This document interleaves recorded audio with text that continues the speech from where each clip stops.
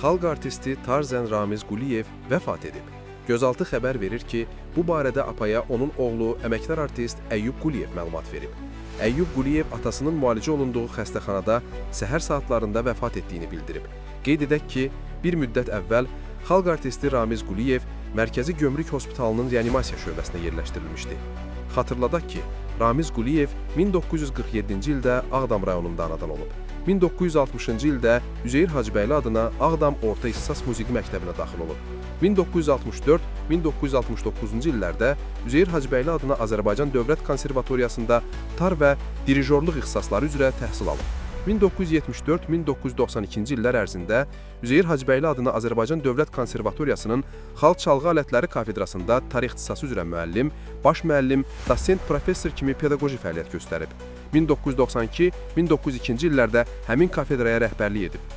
Türkiyə, Əfqanistan, Suriya, Hollandiya, İşveçrə, ADR, Pakistan, Əlcəzair, Tunis, AFR, Hindistan, ABŞ, Kanada, Danimarka, İran, İraq, Fransa, İngiltərə, İsrail, Norveç və sair ölkələrdə konsertlər verib.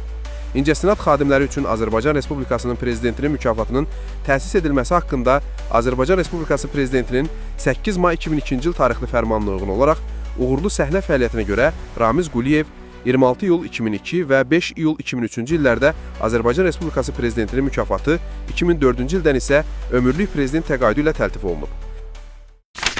Gündəlik hadisələrdən xəbərdar olmaq üçün bizi izləyin. Söz altında yox, göz altıda qalın.